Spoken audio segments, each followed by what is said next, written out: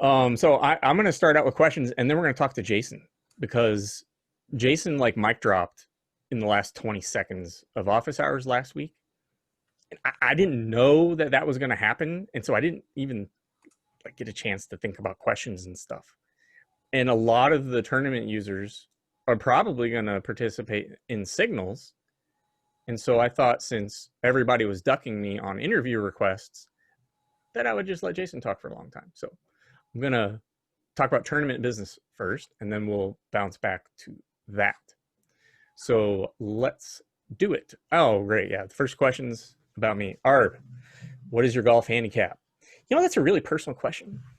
I'm actually not very good at golf. I started playing golf in the first semester of my PhD program. So that puts me at about 2 years and 9 months of golf experience. What is my golf handicap? I think my friends who I golf with would give me 20 strokes to start with. And I think that's not even enough. I'm definitely over 100 in terms of my total score, but my goal is to crack 100 this summer. So Anonymous is asking, are linear models useful for Numerai? Yes. Didn't they mention that they neutralize user predictions before using them? And why not scare us on those? Okay, so the neutralization process is kind of a black box to the user base. So if one of the team members is willing to talk about it, maybe Anson or Michael Oliver, if he's prepared for it, maybe you can tell us how that all works, and then I'll come back and talk about linear models in general. So the neutralization is done on a per era basis, and when you're fitting a model, it's not per era. And so it wouldn't necessarily remove everything from a linear model. And yeah, so that's, I don't know what else there is to say about that. So it's, they could be potentially useful. I think most of the models that end up working best for us are not linear models. But yeah, that makes sense. Yeah. Well, here's the thing. I kind of said something in Rocket Chat recently about long-lived linear models. The reason I said that is because I put up a 98th percentile score with a linear model. Surprise. Yeah, that kind of stuff will happen. Like, I had a linear model that got to 1 on the letterboard for 2 days, and then it fell precipitously. And that's the kind of behavior you're going to see with linear models. They'll be very inconsistent. Right. So the volatility is extreme. Yeah. And that's part of the reason I think that it was recommended that we neutralize to kind of lower the volatility a bit. But, you know, I kind of think of it this way. And I don't have any insight. This is speculation, and I've been told not to speculate. But you know what? That's all I got, because we don't know.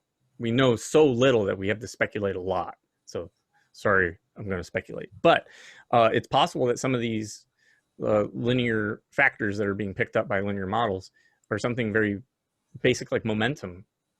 And momentum happens to work really well. And guess what? We just came out of a super good momentum period where everything went up.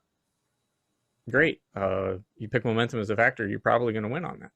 So perhaps that's how that boiled down. Don't they neutralize on momentum and those factors as well, though, like value and volatility and stuff, and sectors? But what if there was a factor that's correlated with momentum somewhat? Yeah, but don't they neutralize momentum as well? Well, supposedly, but we don't fully know the extent of that neutralization. Yeah, like long-term momentum at least, like maybe not short-term. Right. Like I said, we're kind of speculating here, and I expect nothing from the team in terms of answering these kind of questions, because we're blind to the data, and I kind of want to remain that way. Frisbee golf is the real golf. What? No, man. Are the linear models useful, though, I think is part of the question.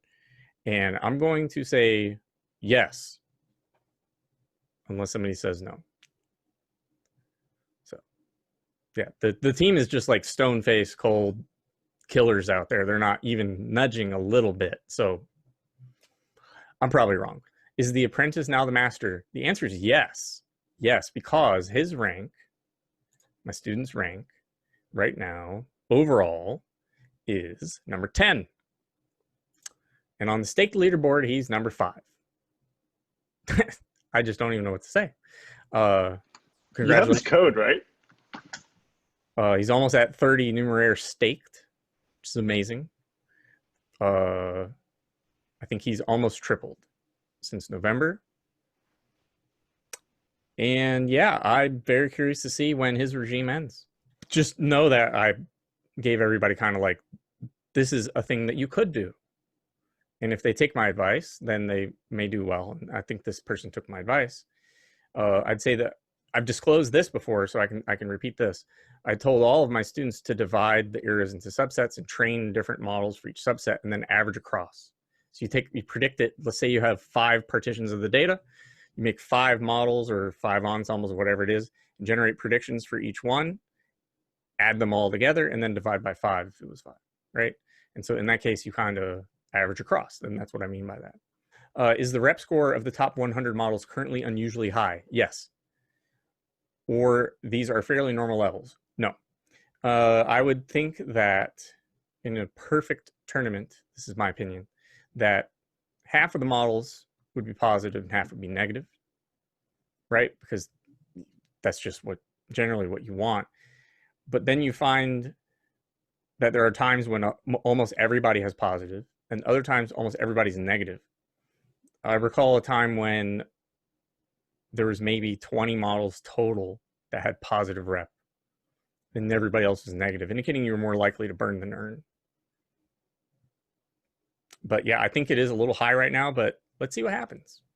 As for normal levels, Kazusugi is different. I don't know what normal is, but we're coming up on almost a full year of data, so maybe we can start to extrapolate. I don't know. What is the rationale of linear models in Numerai? What makes them so special during these times? I don't know. In terms of what makes them special, they're just picking up on linear relationships. So some coefficient is shown to be predictive, right? But why? I don't know why it is, and I also don't know if the people who are using these linear models are training on the full training data set or if they're splitting it up or only a sub part of the data. That's the kind of unknown, right? Anonymous is saying it's pretty embarrassing to earn numeraire for correlation stake with negative MMC. Am I getting paid to make the meta model worse? I like this question. I thought about it a long time and I decided that I don't know. I think I know, but I want to ask somebody who does know. Does anybody actually know the answer? That's a lot of confidence out of the group. Awesome. Well, Yeah, I think the answer is yes. Yeah. You are. But then it's also important that there is a game here that you can play where doing well pays you, regardless of whether or not you're how you're impacting the meta model. I believe that's why MMC right now is optional. I'm also curious if Sorios has a big money effect on it. I'll be honest, because if you're throwing that big of a stack around your 10% of the staking pool, and you have a model that has high correlation, you're almost guaranteed to have MMC when you're stake weighted. Actually, I believe the way that we calculate MMC gets rid of like the big staker effect if you read Mike's like formulation of it. Yeah, the bagging calculation. Right. And Arb, were you going to do a video tutorial of Numerai Classic? I'm not sure we're going to call it that yet. You're trying to make that a thing, but I don't know that I endorse that as a thing. Am I going to do a video tutorial of Numerai Classic? I'm going to do several video tutorials. I'm just trying to get things to work the way I want them to work so that when I do it live, I don't look like a goofball. Some insane MMCs coming out. Rock O Run. With scores that don't follow the correlation score, but blast over it. Good news for the fund or too early to tell? I don't know. There was some discussion in Rocket Chat about that. Pretty insane scores. How it can be. We talked about linear models often like following where the correlation and the MMC basically follow each other. But I hadn't seen these models before where the MMC is way, way higher than the correlation.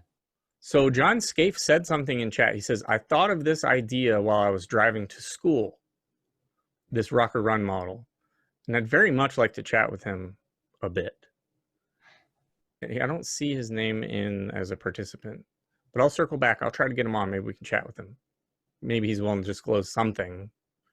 But a question that follows from it a little bit, is there something where we can be focused too much on MMC and it becomes not useful anymore, or is just more MMC all that's good? Well, I think that would be more of a question for the team. I think more MMC is just straight up good. Yeah. As long as it has positive correlation. Yeah, but I mean, we still need the models with high correlation too. I mean, we need both for them to work together. High correlation, good MMC, then everybody wins. Did you expect to see models blow out the MMC score, such as we've seen over the last week? I didn't do too much of the analysis. It was mostly Mike, but I remember talking to him about it earlier on. I think we expected the MMCs to be much higher after, so we started measuring MMC even before we showed it on the website, right? And then we're like, okay, it's about like this for some models. We knew that like once we launched a score, it's gonna go up higher. We knew that putting money behind it was gonna make it even higher. But I think Rocco Run looks really good right now. We're not sure what to expect. I mean, we don't have the code to any of your guys' models, but it's looking pretty good. Jason, are you ready? Yeah, go for it. Okay, well, before we go into questions, why don't you kind of cover what's happened over the last week? Because you mic dropped this in the last 2 minutes, and then it was like, adios, amigos. Yeah, I mean, we've been planning to deprecate erasure quant for a while, just because it was written in a way that wasn't compatible with the Numerai data set, right? It was on the just Russell 2000, which we don't really trade all the Russell 2000, and we trade lots of other things outside the US. So it kind of made sense to bring that data into the Numerai umbrella. And at that point, it made sense to share accounts and share all the stuff that we already have set up with the Numerai accounts, share your wallet as staking comes on. So yeah, it was really just meant to be just a nice replacement for quant. Okay. Yeah, I don't know where to go from there. No, like I was just letting you freewheel and kind of tell us what's going on. Do you want to address any kind of the general stuff that people have been asking about? Yeah. So the question on payments is we're not settled yet. We want it to be. I'm pushing for it to be exactly like quant's payments. So that means 50 NMR per day, based on the leaderboard. I think roughly it's like the top 20 on the leaderboard right now. We may adjust that. Obviously, that's not Sybil resistant. It has tons of problems. It's even worse than how the Numerai leaderboard used to work. But as a first pass, it's not bad. That might be what we launch with. We're not 100% settled on it. We'll definitely let you guys know. I know it's bad to not to know what your payment potential could be yet. And it may involve more burns. It may involve correlation. We're not 100% sure yet. But that's just what it's got to be. We just haven't settled on what the payments are yet, unfortunately. I'm working on all the staking pipeline, so like all the code is kind of separate from the payments anyways. So we're kind of leaving payments till the end, unfortunately for you guys. Okay. There's some, I know I saw some questions regarding the stocks that get dropped and some confusion about how that process works. Can you... The truth is, I don't even know. Like, I see the like, we're relying on upstream data provider for a lot of this. Right. To determine what's active today, what liquidity looks like, all these things that we've used to filter the universe. But a lot of it, I'm not even sure if I can say. And a lot of it's just literally the upstream data provider just saying, okay, yeah, don't trade these stocks today. Right? I imagine there's a lot that you can't say, so I understand. I won't hold you to it. I'll just give away your home address on Twitter so that anybody who isn't satisfied with the answers can just come ask you in person. I think that's give the Numerai office address, okay? At least. Oh, that's public. That's already out there. We don't have to worry about that. But yeah, just if you just send me your home address, I'll pass it on to the people who aren't satisfied with your answers today. If a stock gets dropped from the universe, then basically that would just mean that you would liquidate that stock from your portfolio, right? Or you don't want to answer? Well, we're not actually trading signals yet, so it's hard to say. I mean, what would happen in the Numerai universe is, yeah, we would rebalance when we trade. If it moved out of the universe, we'd certainly try to divest. But it does depend, right?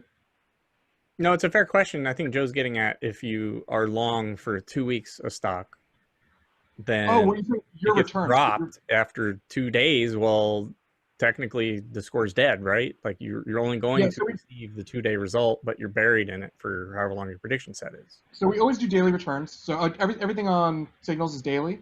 So it's from one day's close to the next. There is special logic for when stocks move out of the universe. They actually live in the universe for 1 extra day. So this can be a little bit confusing. Like, say a stock is just, went bankrupt on Friday, and it didn't have a close price on Friday. We would still calculate. We fill it with 0, and then it's still in the universe for Friday, even though it doesn't technically exist anymore. It always exists for T+1 days, just for returns calculations purposes.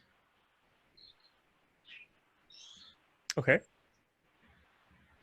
I guess I should come back to Kino's question because it's only fair.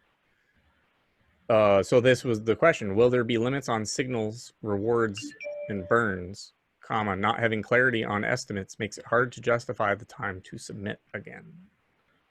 So you're saying it's a 50 NMR per day based on the leaderboard. Not settled. This is how quant used to work. Right. So quant used to be just 50 NMR per day, no burns unless we found you doing something malicious, but we never found anyone doing anything actively malicious. So yeah, it was just top 20 people on the leaderboard, 50 NMR split evenly, like pro rata between that staked pool. So large stakes got more, but smaller stakes, still got a little bit. Not 100% certain that's what we're going to launch with, though. But I think we're going to try to target around that much NMR payments. I'm not 100% settled on it yet, but. So could you potentially earn the entire 50 with one model because you do really well? Could you burn 100%, or are you going to cap that? The way quant worked is we would never burned, which is why a lot of people, I think, invested so much in quant. Damn, I wish I knew that. I probably would have done it too. Yeah, so there are very little burns going on. And when quant initially launched, a large stake at the top of the leaderboard could earn the full 50. So if you were number 1 on the leaderboard and you had 1,000 NMR staked, you would get the full 50 NMR yourself. When I took over quant in December, we changed it to pro rata. So it was evenly split among the top 20 on the leaderboard based on your stake amount. So it's really just your percentage of the stake pool in the top 20. So do you think you're going to put a limit on that? A limit in what sense? Well, Kino, I'm kind of filling in the gaps here, just if you want to jump in, but there's a 25% burn clip for the tournament. Is it something similar in? Oh yeah, no. If we did do a payout band like correlation payout bands, we would certainly have clipped, and it would probably be clipped way tighter per day, right? Yeah, I don't know. Go ahead, Kino. It's your question. Yeah, so it's like this I don't know thing that like really bugs me. It's like, I mean, what is this? Is this like another hot dog stand thing? It's like, what are you running? Let me put it this way. I want the quant payments, which are very clear. They are gameable, but they're very clear on what the payments are, and it's very clear that everyone's making money. It's a little bit too generous is part of the problem there. It's too easy, which is why we're afraid to really launch it. And it would almost certainly launch, and we'd have to take it away like a few months later, right? It couldn't live forever in the way that quant are working. No, I mean, if you're like doing a beta, it's fine. You just like tell us we're doing a beta for like the next 3 months to see what works and what doesn't work. Yeah, I think we did launch on the beta flag. I think you're right. We may keep it. If we do launch with leaderboard payouts, we'll probably launch it we'll keep it under the beta flag because we will want to change that eventually. So this is a beta product, and we're all being tested on. Yeah, it's fine. We're not sure the returns that Signals is going to give. Like that's part of it. Is what returns to the company is it going to give? We're not 100% certain yet, so it's hard to really give a dollar value that we're willing to pay. Even. Well, wouldn't your returns be the returns that we're giving you? Is like if I grab like $1,000 of my money and put it on the stocks that I'm going to recommend to you, I know tomorrow how much money I have. It's not quite that simple because there's costs, there's other things here, which actually I do want to surface to you guys, but it's like it's tricky how we give you all this data, or if we give you this data, if we're even allowed to, based on what upstream data providers we're getting this data from. But there's more than just the returns for what we can actually trade and what kind of returns we would be getting. It's a little bit more tough. complicated. If this is evolving into what I think it's going to look like, then there are going to be a lot of changes on the way. And Kino, I'm trying to get to the crux. Your question is, just tell us that this is going to change a lot, and maybe to monitor our risk a little closer. Is that kind of what you're trying to get them to do, Kino? To be honest, I don't know. It's like, I mean, I really like the concept of that, but like, you know, it's like 2 steps forward, you know, like 1 step forward, 2 steps back, because last time we were paying for our own predictions and there was like no guarantee that you would be paid or like that you would be burned. And now it's like, you know, it's sort of like a soft launch that like doesn't quite like address all the problems that we had before.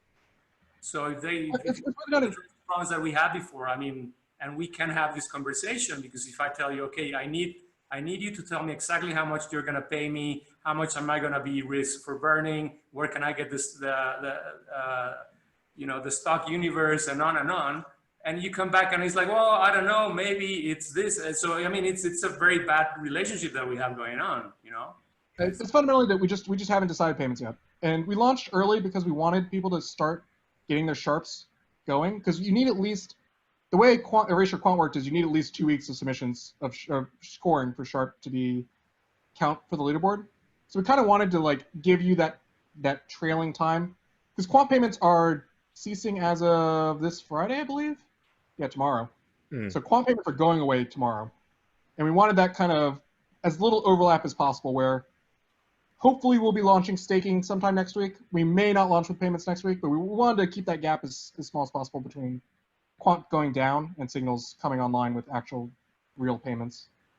And to do that, launching early and then kind of getting people to submit already helps that, because you have a true historical sharp. All right, so it's a beta product, and patience and risk mitigation being the keywords to take care I'm of. sad that we don't have payment for you, or payment rules for you guys yet either. It's just we legitimately haven't decided on if we're going to change them or not from what Quant had. It's still good to be able to get your pipeline figured out, right? So in that sense, it's good to have it spooled up, try it out a little bit ahead of time. Joe's got a question. Any advice on how and where to score or model? Yeah, I'm trying to make sure I follow all these slashes.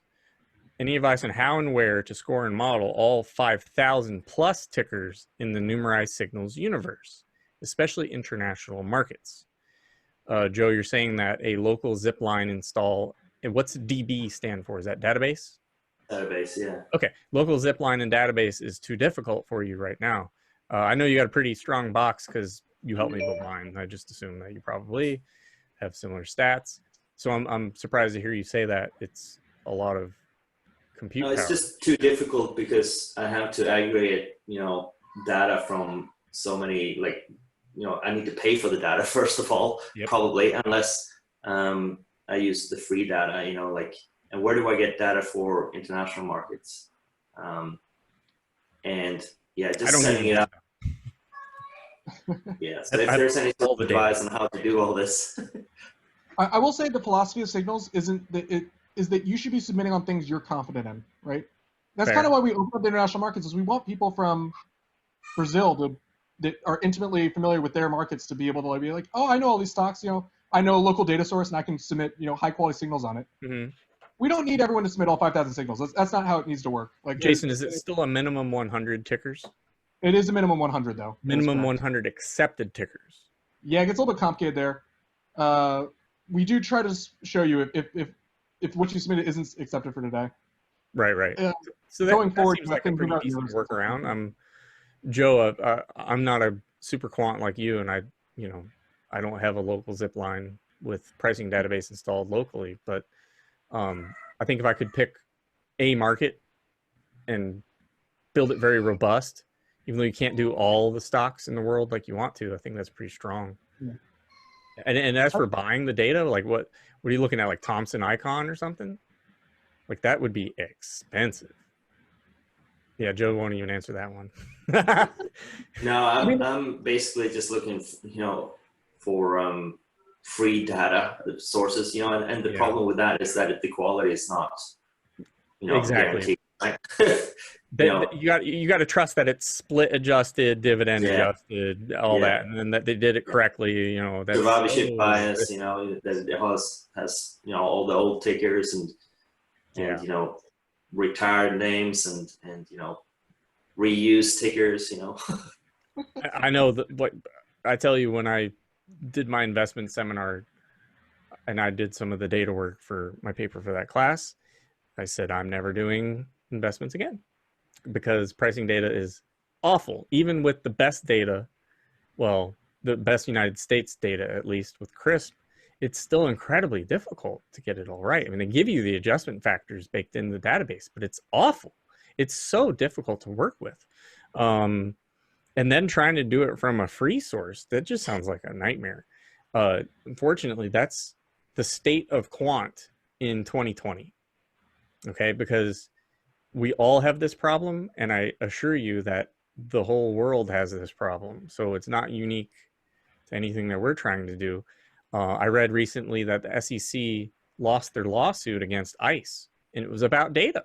The SEC was trying to reject ICE's request to increase the pricing for the data feeds. And the SEC was throwing a fit because it's prohibitively expensive already. A judge ruled that, in fact, the SEC cannot preempt the data provider. And so we're kind of back to square one. The SEC desires to have public-facing data. They're trying to get that. But if you're an exchange, what is your product? It's the infrastructure to execute the trades. But I'd argue it's actually the data. The data is very valuable. So I don't know if that's going to resolve soonish or not. I think that the best possible scenario would be for either Numerai to pay for it and give it to us in some kind of non-disclosure way, but I bet you that ain't going to happen, or for us to hack something. Yeah, let me answer it another way. Is I don't know. We're looking for you guys to come up with clever ways to find data, right? That's also part of the problem here. Is like, right. We pay a shit ton for our data, and we're legally not allowed to share it with you guys.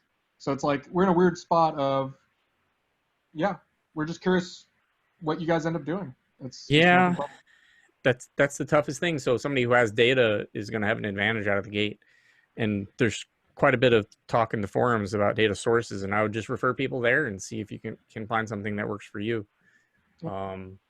You got to make your own data source. I think that's the dream. That's the dream. Yeah, I wouldn't even know where to start, except to, well, I don't know. It's tough. I wonder if I open a brokerage account that has a API for quantitative trading, if I could then just scrape it every day. I just saw Joe give me a little poker tell. He did a little head nod and he quickly stopped. I think that's exactly what he's doing, so I'm going to try it. I think Alpaca, has an API that you can get. I think probably historical data as well. I'm not sure. I'm not doing that, but that's something I've been thinking of doing. But yeah, right now I'm just kind of using the Quandl bundle in Zipline locally. But Joe, can you still download that? I remember some time ago I tried to download the Wiki Quandl data and I couldn't. Is that still available? Yeah, no, that might not be up to date actually. So that's a good point. I think it got shut down, or I don't know what happened. Probably related to this whole SEC ICE thing. Yeah, for my submissions, I'm doing something else. I don't really want to say. I don't blame you. It's okay. I understand. There's a lot of stuff I don't say either. Yeah. Is it impossible to be competitive without using outside data?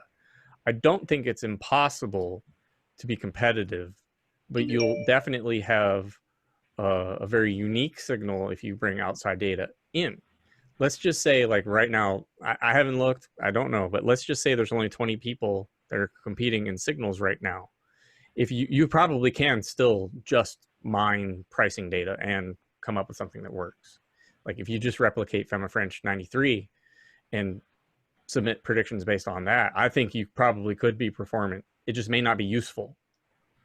But in terms of like beta testing, why not? Run the CAPM. Why not? It's not very good, obviously, but it still has some predictive power, or we're really screwed, actually. You know, efficient market and all that stuff. But yeah, no, I think it gives you a longer term edge to use outside data, but I don't think at this stage it's a requirement to use outside data. So I would encourage anybody who has the ability to spin up something to go ahead and do it. And does Jason R want to share anything on how he does it? Yeah, so I was gonna thank you for bringing me back to that. Yeah, I thought I was gonna get called out there. Interactive brokers. That's what I was saying. I said I'll just open a brokerage account and see if they have a quant API, and that was exactly what I was thinking about. I just wasn't gonna say it. Again, sorry, that's that whole finance thing. I'm not gonna say all the stuff that I know. But I saw IBKR and I was like, yeah, he's thinking exactly like I am. So go ahead, spill the beans, my friend. I won't spill the beans, but interactive brokers is good, and you can kind of pay, you know, by the market. It's like a few $100s a month. It turns out that 5,000 screenshot I took was wrong. It was a lot of bad data. So really, I'm looking more at like 3,000. That's where I'll leave it. No, that's better than mine. I mean, I think I had 1,200 accepted or so stocks, and that's all US. Do you? Oh man, I don't know if you're going to say anything about it, but I'm going to ask anyway. Jason, do you know if there's a minimum amount that you can deposit to be eligible to buy the data? For interactive brokers, I think anything above 0, honestly, in interactive brokers. I thought you needed 10,000 to deposit 10,000 in order to open an account with IB. But it used to be that way anyway. They now have this IBKR Lite. That's the commission-free version. So maybe, but then they may limit the data. So who knows? Yeah, I don't know if that's still the case. But yeah, that's kind of where I was going with that. If they have a API for quant strategies, then it stands to reason the data is plug and play. And what I'd really like to do is have my own Bloomberg terminal, and then I'd really crush. But yeah, I'm not spending 10 grand a month. Just not doing it. And the IB, is it IB? Where's it called? Interactive IB, brokers. Yeah, interactive brokers. And then it's Lite API. or Pro or one of the two. Do they give you historical price data or something else as well, or how far back? You can go by, it's kind of different packages. So you choose, you can do just pricing, you can do fundamentals data. It depends on what you want. And it's free or you have to pay for it? No, you have to pay. Right. I would imagine that the pricing is competitive. Yeah, it's really not that bad compared to what I'm sure Numerai is buying. It's, I don't even want to know. It's want to know. Shocking. And how does one know the universe of stocks for any given tournament? I thought none of the column labels were given. So Anonymous, you may be confusing the tournament with Signals. Signals is a separate competition that's totally different from the main Numerai tournament. And they're using real stocks with known tickers, known pricing data, whatever factors you want to build into it. And then you're submitting predictions based on that. It's a traditional quant kind of setup. So I'm not sure that question lines up. But just in case, let's try to answer, Jason. How does one know the universe of stocks for any given tournament? You don't. you do not. Except for, as you're saying, for Signals, you obviously do. For Signals, you just download the daily examples file, and it will show the universe. Great. Nice to meet you, too. Please come back. And I look forward to seeing you all in Rocket Chat. Have a great week, everybody. Cheerio. Thanks, guys. Adios.